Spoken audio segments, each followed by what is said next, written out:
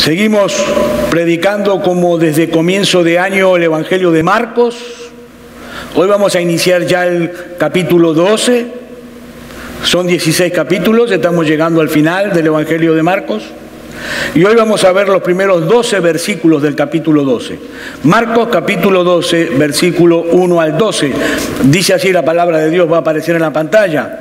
Entonces comenzó Jesús a decirle por parábolas: un hombre plantó una viña, la cercó de vallado, cavó un lagar, edificó una torre y la arrendó a unos labradores y se fue lejos.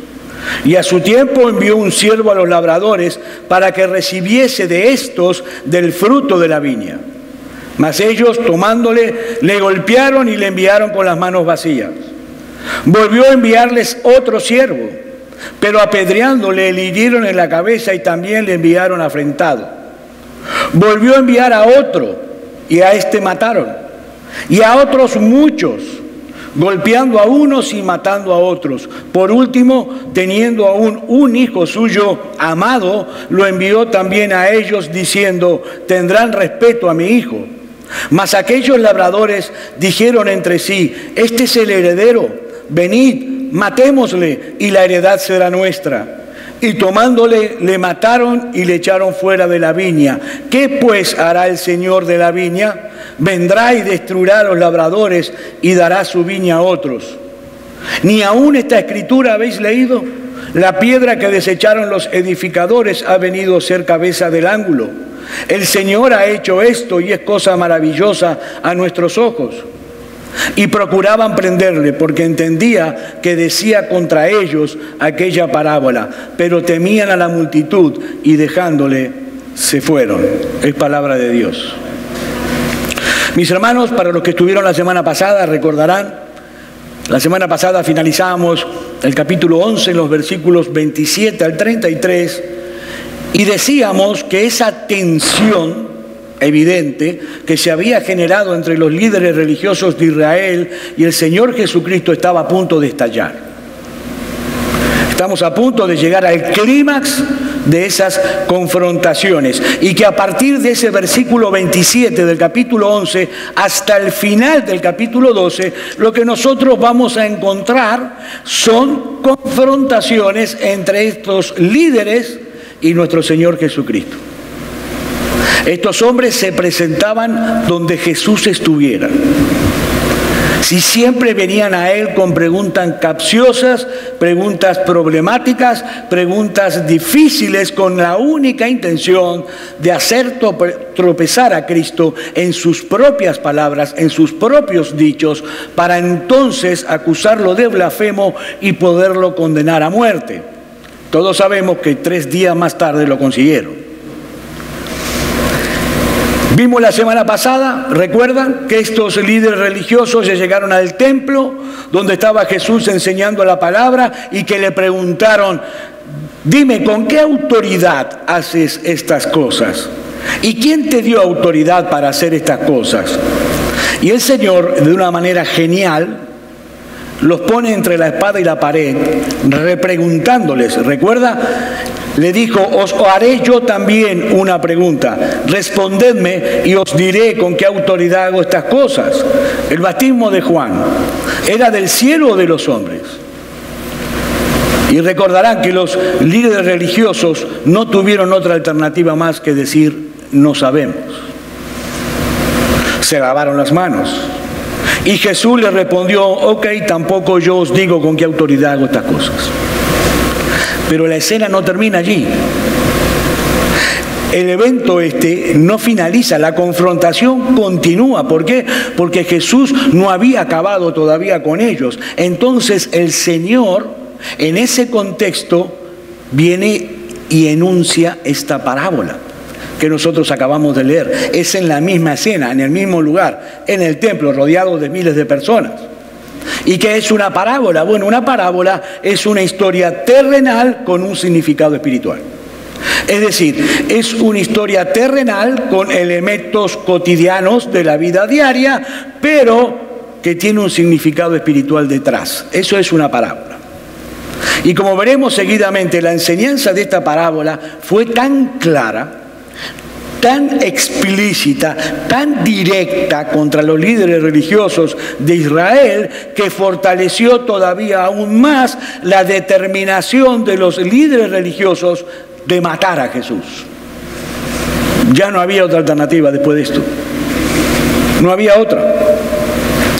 Y se trata de una historia que es muy simple, que ellos conocían muy bien, pero con una enseñanza, hermanos, que es contundente. Y por favor, mi hermano, mi hermana, ni se te ocurra pensar que esto solamente tenía que ver con ese grupo de personas que vivían en Israel hace más de 2000 años y que no tiene nada que ver con nosotros en el día de hoy, porque, hermano, esta parábola tiene que ver contigo y tiene que ver conmigo también, hoy. Versículo 1, otra vez. Entonces Jesús comenzó a decirle por parábolas: un hombre plantó una viña, la cercó de vallado, cavó un lagar, edificó una torre y la arrendó a unos labradores y se fue lejos. Este versículo es una cita casi textual, casi idéntica de lo que dice Isaías capítulo 5, versículo 1 al 2. Dice así: ahora cantaré por mi amado el cantar de mi amado a su viña. Tenía mi amado una viña en una ladera fértil. La había cercado y despredegado y plantado de vides escogidas. Había edificado en medio de ella una torre y hecho también en ella un lagar. Y esperanza frutas, que dice uvas, y Dios uvas silvestres. Uvas silvestres, esta palabra significa literalmente podridas. Jesús está citando prácticamente lo mismo que Isaías capítulo 5, versículos 1 y 2. ¿Y de qué se trata ese relato? Bueno, la viña es el pueblo de Israel, evidentemente. Y obviamente el dueño de la viña es Dios el Padre. Dios el Padre plantó una viña de vides escogida. Es decir, Él había plantado y había cuidado a la nación de Israel para dar a conocer a través de Israel su gloria en las naciones. Mis hermanos, Israel no existía para sí mismo. Israel existía para la gloria de Dios.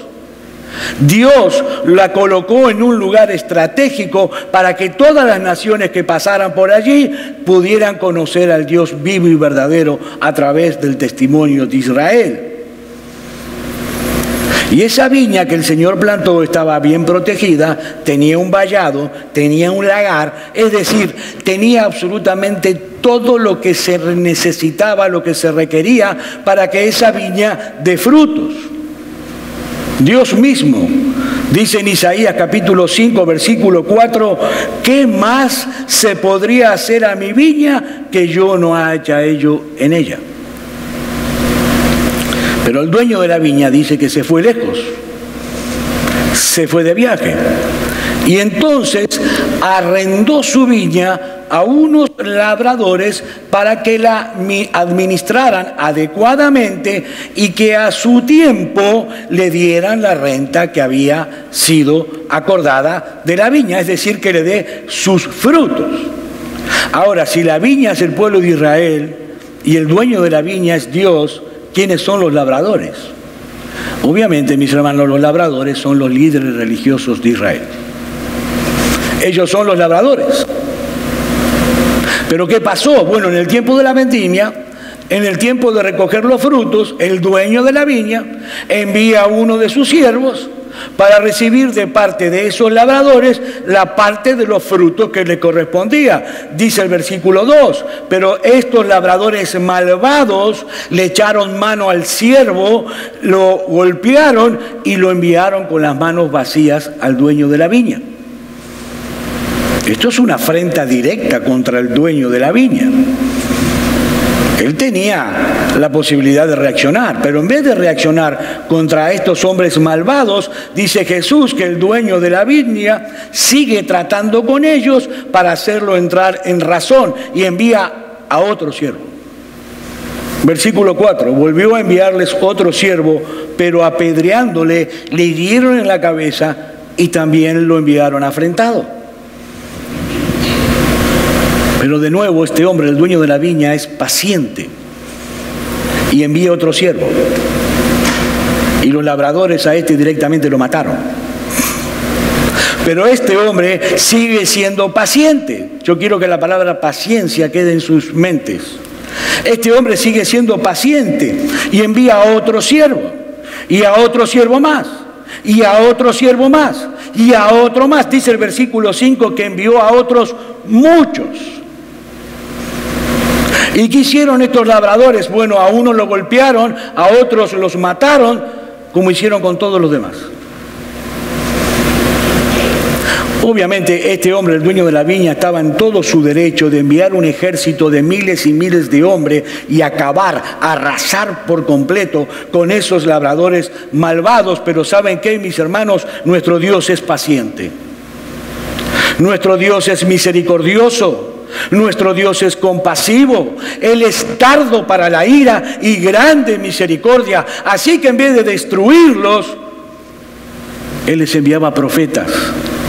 Los siervos del dueño de la viña son los profetas del Antiguo Testamento, enviados por Dios uno tras otro constantemente al pueblo de Israel para anunciarle la palabra de Dios, para que llamaran al pueblo al arrepentimiento. Pero lo que los profetas del Antiguo Testamento recibieron de parte del pueblo de Israel fue ira y violencia. Si han tenido oportunidad de estudiar el Antiguo Testamento, podrán ver que está manchado, teñido de la sangre de los profetas del Señor. Ahora, hay que ser consciente que este problema no se limita únicamente a los judíos de esa época, mis hermanos. Porque Dios sigue siendo paciente. Y hoy, en su paciencia, Dios sigue enviando pastores. Sigue enviando predicadores, sigue enviando evangelistas que anuncien las buenas nuevas de salvación en Cristo. Pero ¿saben qué? Eso es insoportable para mucha gente de este mundo. Es insoportable porque ellos no quieren ser expuestos a la realidad de su condición delante de Dios. El evangelio molesta a mucha gente. Dice Juan capítulo 3, versículos 19 al 21, y esta es la condenación, que la luz vino al mundo y los hombres amaron más la tiniebla que la luz, porque sus obras eran malas. Porque todo aquel que hace lo malo aborrece a la luz y no viene a la luz para que sus obras no sean reprendidas. Mas el que practica la verdad viene a la luz para que sea manifiesto que sus obras son hechas de Dios. El dueño de la viña, Dios, plantó una viña, se la entregó a los labradores. Los labradores apedrearon y mataron a todos los siervos del Señor, profetas que Dios envió. Pero mis hermanos, ahora viene lo más terrible de toda la historia. Lo más increíble de toda la historia, lo más inconcebible de toda la historia. En un intento final por ganar el corazón de estos labradores maldados, el dueño de la viña toma la decisión de enviar a su único hijo. Versículo 6. Por último, teniendo aún un hijo suyo amado, lo envió también a ellos diciendo: tendrán respeto por mi hijo. Y estas palabras suenan muy parecidas o nos recuerdan a la palabra de Dios cuando Jesús estaba siendo bautizado y en el monte de la transfiguración. ¿Recuerdan? Este es mi hijo amado, en quien yo tengo toda mi complacencia, a él oíd. Ahora quiero que vean el contraste aquí que hay entre los siervos del dueño de la viña y el hijo del dueño de la viña. Los siervos de la viña eran muchos. El hijo es uno solo, porque no hay nadie igual a Jesús. Uno solo. Él es el unigénito del Padre. Él es Dios de Dios, luz de luz, Dios verdadero de Dios verdadero, como dice el credo niceno. No hay nadie como Jesús. Aquellos, los siervos, eran empleados del dueño. Este es el heredero de la viña. Los siervos eran predecesores en cadena. Este es el último, mis hermanos, que Jesús es la revelación final de Dios. Él es la verdad encarnada. Mis hermanos, no hay nadie como Jesús. Eso es lo que el Señor le está diciendo aquí a los líderes religiosos de Él mismo. Él le está diciendo: yo soy el Hijo amado del Padre. Yo soy el Hijo de Dios y el Hijo del hombre. Al mismo tiempo soy yo. Estoy hablando de mí. Mis hermanos, ¿cómo se supone entonces que debían reaccionar estos labradores al tener delante de sí nada más ni nada menos que al hijo del dueño? Bueno, lo más lógico, lo más natural, lo más comprensible es que le mostraran al hijo el mismo respeto que debían mostrarle al padre. Pero no fue así. Versículo 7. Mas aquellos labradores dijeron entre sí: este es el heredero, venid, matémosle y la heredad será nuestra. Ahora, ustedes se imaginan lo que habrá pasado por la cabeza de estos líderes religiosos al escuchar estas palabras de Jesús, ¿no? Porque casi con toda seguridad la noche anterior ellos habrán estado reunidos conspirando cómo matar a Jesús. Y Jesús ahora le dice esto. De hecho, estas palabras son muy parecidas a la palabra de Caifás, el sumo sacerdote, durante el juicio que se le iba a hacer a Jesús. Dice Juan capítulo 11, versículo 50, ni pensáis que nos conviene que un hombre muera por el pueblo y no que toda la nación perezca. Ahora, esto es increíble, realmente es increíble, es difícil de poder entender. Estos hombres estaban trabajando una viña que no les pertenecía, no era suya, era rentada. Pero en vez de darle al dueño la parte de los frutos que le correspondía, ellos deciden matar al hijo para quedarse con toda la viña. ¿Saben realmente qué es lo que Jesús nos está revelando aquí a todos nosotros, mis hermanos? ¿Saben qué es lo que Jesús está revelando aquí en esta historia que parece tan sencilla, tan simple? El verdadero problema del corazón humano. Ese es el verdadero problema del corazón humano. Mis hermanos, Dios es nuestro dueño porque Él nos creó. Dios es nuestro dueño, seas cristiano o no seas cristiano, Dios es tu dueño, mi amigo, porque tú eres una criatura de Él. Él te creó. Tú no te perteneces. ¿Escuchan bien, legisladores de los Estados Unidos? No. El cuerpo no le pertenece a la mujer. La mujer no puede hacer con su cuerpo lo que le parezca y abortar, porque abortar es un asesinato, porque el cuerpo de la mujer le pertenece a Dios. Y Él es el dador y el sustentador de la vida, no la mujer. Nosotros no nos pertenecemos a nosotros mismos. Si tú estás viviendo es porque Él quiere que vivas.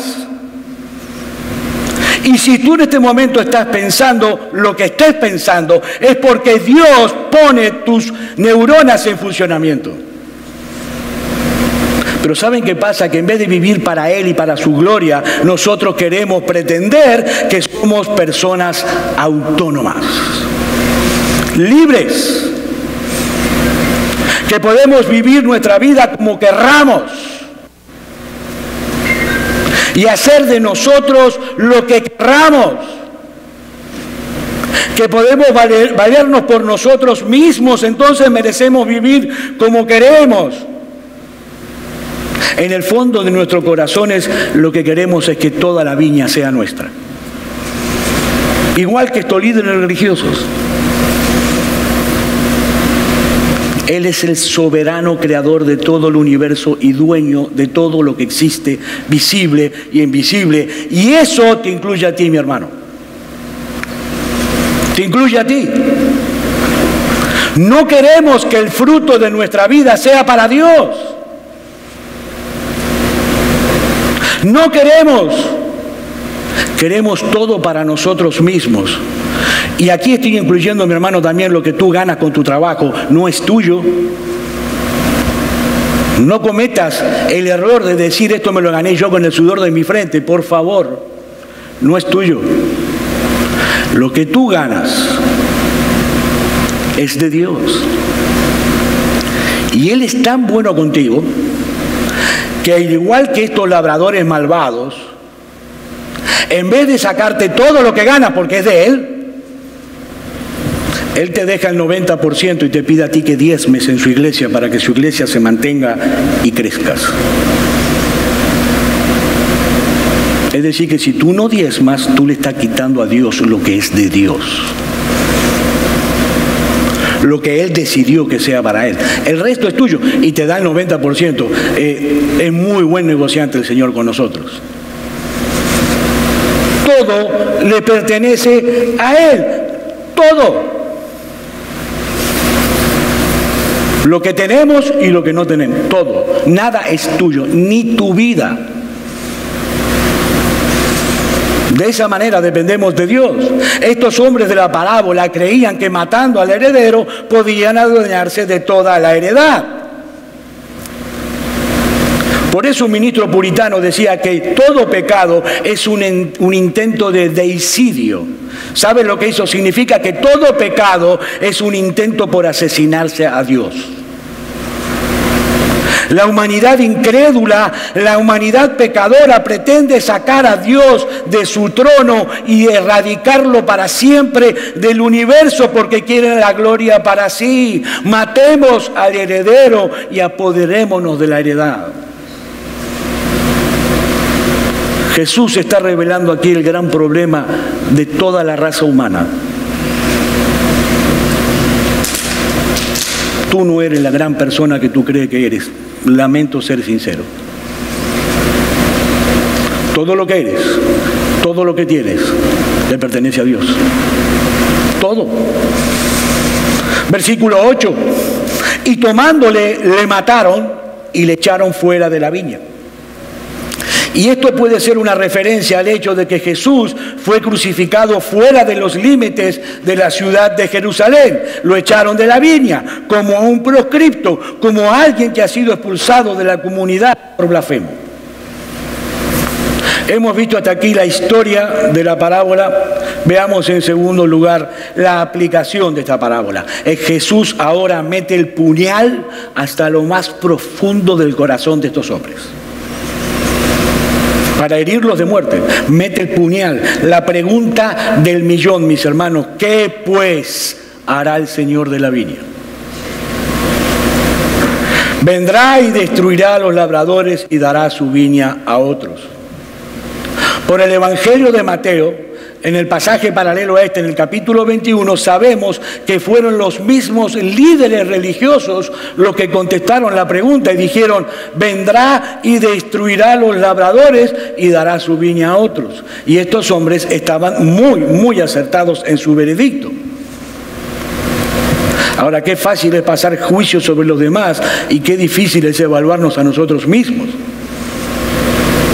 De hecho, mis hermanos, eso es precisamente lo que ocurrió. Israel, la nación escogida por Dios, el pueblo de Dios, fue desechado y la heredad fue traspasada a la iglesia, formada por todos aquellos de toda tribu, de toda lengua, de todo pueblo, de toda raza, de toda nación, que han puesto su confianza en Cristo y solamente en Cristo para el perdón de sus pecados.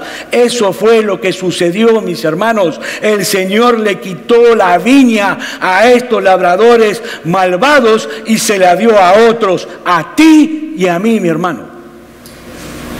Nosotros hoy somos la iglesia, la que tiene la enorme responsabilidad de cuidar la viña del Señor y hacer que esa viña produzca frutos a su tiempo. Nosotros. ¿Se dan cuenta la importancia de la iglesia?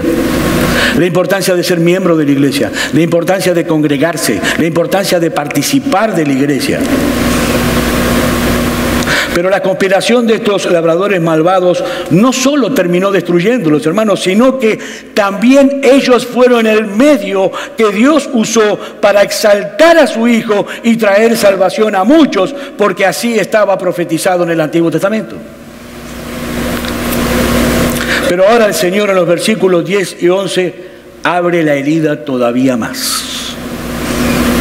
El puñal va más profundo y les dice: ¿ni aún esta escritura habéis leído?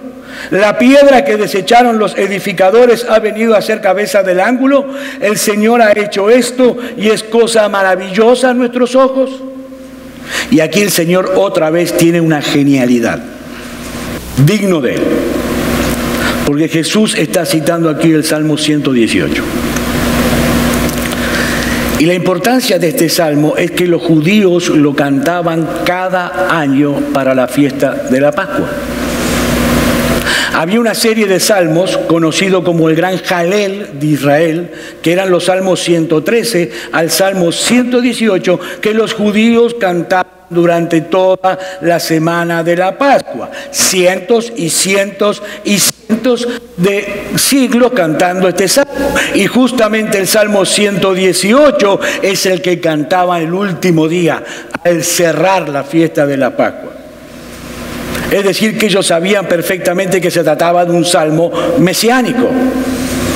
Y Jesús le dice a los doctores en teología, a los líderes religiosos de Israel: ¿ustedes no han leído esa parte de las Escrituras?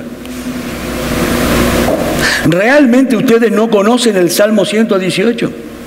Porque ese salmo que ustedes cantan todos los años en la fiesta de la Pascua dice claramente que los constructores, los edificadores, desecharon una piedra por inútil, por inservible, que vino a ser la piedra angular del edificio.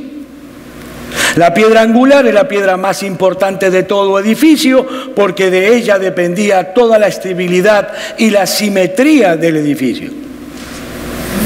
Increíble, mis hermanos, increíble. Estos hombres rechazaron como inútil, como inservible a esa piedra que fue escogida por Dios para la construcción del nuevo templo, para la construcción de la iglesia del Dios viviente, columna y baluarte de la verdad, nuestro bendito, glorioso, majestuoso y amado Señor y Salvador Jesucristo.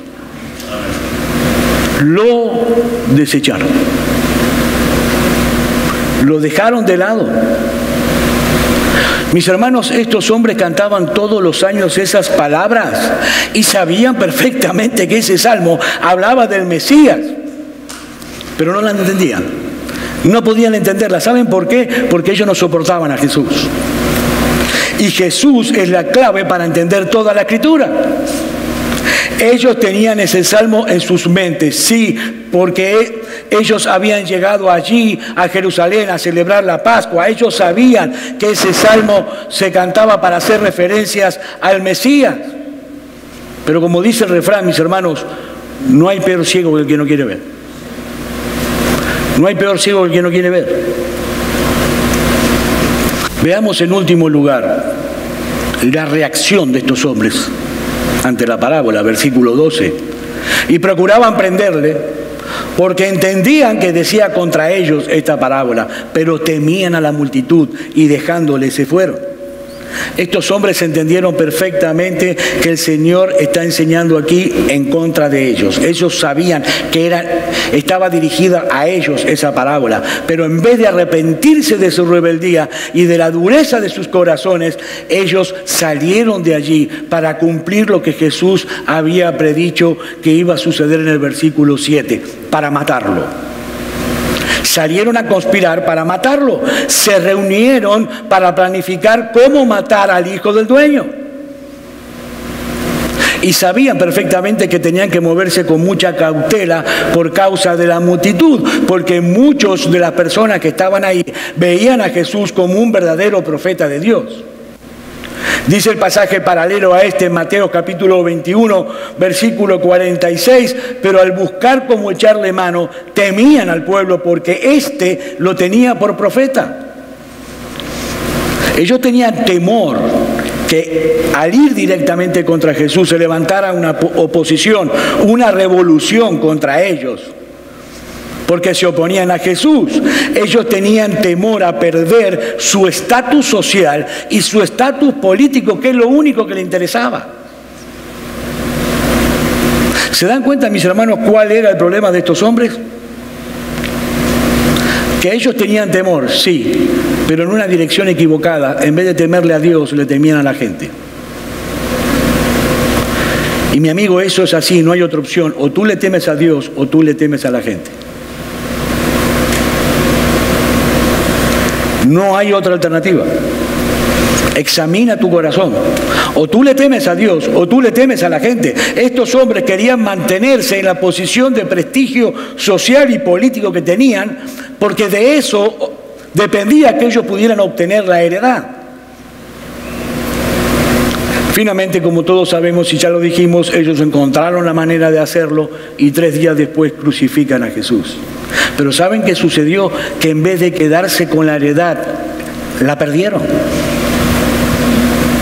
Y la historia lo demuestra. En el año 70 después de Cristo, ya lo dijimos aquí, el general romano Tito Vespasiano arrasó la ciudad de Jerusalén con su ejército, derrumbó el templo, no quedó piedra sobre piedra, y aquellos que sobrevivieron a esa masacre fueron llevados como esclavos. Y ¿saben una cosa? Con la destrucción del templo desapareció toda la estructura religiosa de Israel. Hace más de 2000 años que Israel no tiene sacerdotes. Hace más de 2000 años que Israel no tiene templo. ¿Y saben por qué no tiene más sacerdocio como en el Antiguo Testamento? Porque todos los récords históricos fueron quemados. Nadie puede trazar su linaje, su descendencia, para decir que desciende de la familia de Aarón o de la tribu de los levitas. El sistema religioso de Israel puede existir para siempre. El dueño le quitó la viña. No pudieron quedarse con la heredad. Y lo que es peor, tampoco pudieron acabar con Jesús, porque Él vive y reina por los siglos de los siglos. Tampoco pudieron. De hecho, estos hombres fueron los instrumentos en las manos de Dios para que millones y millones y millones de personas a través de la historia reconozcan a Jesús como aquel que murió para salvarnos, como aquel que resucitó al tercer día, como aquel que ascendió a los cielos, como aquel que está sentado a la diestra del Padre en las alturas, como Rey de reyes y Señor de señores. La piedra que desecharon los edificadores por inútil en Israel vino a ser la piedra del ángulo de un nuevo templo espiritual, formado por gente de toda tribu, de toda raza, de toda lengua, de toda nación, que se llama hoy la Iglesia Universal de nuestro Señor Jesucristo. ¿Y saben lo que eso significa, mis hermanos? Que lo que debió haber hecho Israel, ser la bendición para todas las familias de la tierra, dar un testimonio fiel en todo el mundo del Dios vivo y verdadero, ahora lo está haciendo Dios a través de su iglesia. Él le dio la viña a otros que iban a dar los frutos que Él quería. Y vaya si esa iglesia dio frutos, que hoy, en el año 2019, aquí hay un grupo de hispanos alabando, adorando a Dios y predicando fielmente su palabra. Y en este país hay miles y miles de iglesias llenas de cristianos. ¿Sabe por qué? Porque nada ni nadie podrá impedir que Dios lleve a cabo sus decretos divinos. Nada ni nadie. Mi hermano, mi hermana, nunca olvides que fue por la paciencia, por la misericordia de Dios y por el amor de Dios que todos nosotros estamos hoy aquí, porque si no estaríamos del lado de los labradores malvados. Nosotros éramos labradores malvados y queríamos apropiarnos de la viña. Queríamos vivir para nuestra propia gloria. Queríamos hacer nuestra propia voluntad, hasta que Dios, por gracia, en su amor, abrió nuestros ojos, abrió nuestro entendimiento y nos rescató de esa vana manera de vivir. Dice Primera de Pedro capítulo 1, versículos 18 y 19, sabiendo que fuisteis rescatados de vuestra vana manera de vivir, la cual recibisteis de vuestros padres, no con cosas corruptibles como oro o plata, sino con la sangre preciosa de Cristo, como de un cordero, sin mancha y sin contaminación. Mis queridos hermanos, nosotros fuimos comprados por precio de sangre. ¿Para qué? Para que los que viven ya no vivan para sí, sino para aquel que murió y resucitó por ellos. Nosotros somos hoy los labradores de la viña.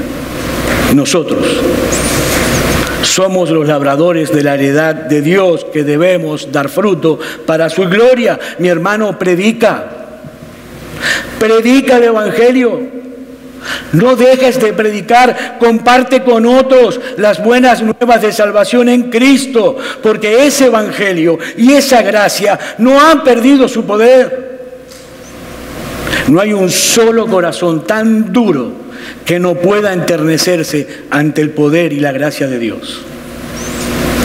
Y si tú estás aquí entre nosotros esta mañana sin Cristo, mi amigo, yo te ruego que tú te mires a ti mismo, al interior de ti mismo, al espejo de esta parábola.